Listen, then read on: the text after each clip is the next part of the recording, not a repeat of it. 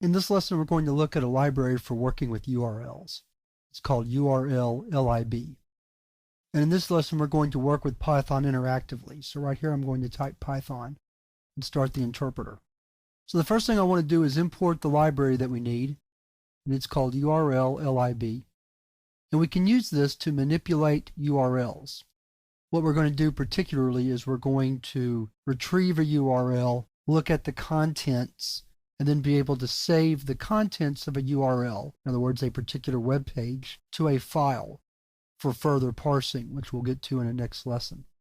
So the first thing we want to do is retrieve the contents of a web page or URL. So we're going to do that by first opening up the URL. So we're going to type my URL as a variable equal URL-lib, URL open, and then the URL of the web page we're going to open. In this case, we'll open one of my web pages, www.profmcmillan.com.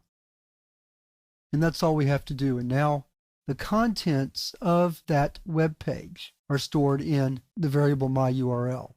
So if I type print my URL, see I get just a piece of data telling me that the contents are there.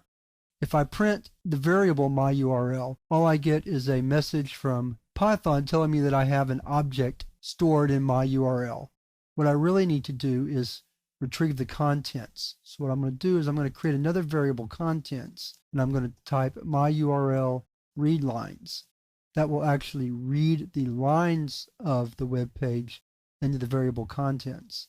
Now if I type print contents, you see that I get HTML returned. We can print individual pages, so I could print content 1. Displaying the whole content can be kind of messy, so what we could do is we could display one line at a time. So there's the first line. I could choose to print any line, or I can also print a range of lines. So for example, if I want to print the first 10 lines, I can write contents sub 1 colon 10, and that'll print a range of the lines 1 through 10.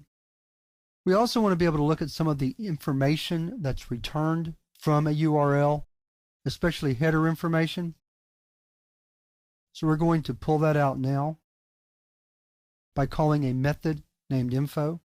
So for example, if I want to say header info get header date, that returns the date. If I want to return the content type from the header, we can see that that's text HTML, and I can do that on just about any other header information that I want to get. We're not going to concentrate on that in the course, so let's move on to the next segment, which is how to retrieve the contents of a web page and put it in a file. To do that, we're going to stop and start over again, mainly because I want to clear everything out. Let's clear the screen. Let's import the URL lib again. Now, what we want to do is we want to retrieve a URL's contents and store it in a file locally on our hard drive so that we can work with the contents later. And that's going to be the subject of our next lesson, how to manipulate the contents or work with the contents. But to just retrieve the URL, we can use a method that's part of the library called URL retrieve. So let me show you how that works. We provide it with the URL we want to receive. We also provide it with a file name. Let's call it URL content and hit return.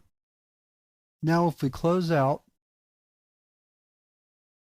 and do a directory, you'll see that we have stored on our hard drive in the directory where Python is our file URL content.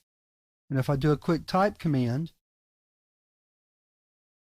whoops, we went all the way off the screen, so let's load it up in Notepad. There are the contents of the web page in a condensed format. In other words, I have everything pretty much condensed into 2 or 3 lines of code, and you'll notice the lines go all the way across like that. Well, we're going to learn how to use another library to parse this data. But for right now, I just wanted to show you how to do it. And we could do that for the contents of any file. So for example, let's load this up again.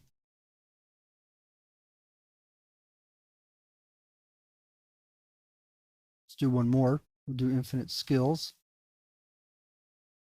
We'll call the file infinite. Retrieve it, close our file, see what we get when we type it out. So there's a much larger web page. And then with the file on our hard drive stored locally, then we can use other libraries such as the HTML-lib we're going to look at in the next lesson to parse this content in order to pull out data that we're interested in. So without any further ado, in fact, let's go ahead and move on to the next lesson where we're going to look at how to use the HTML library called HTML-lib to parse HTML data stored in a file.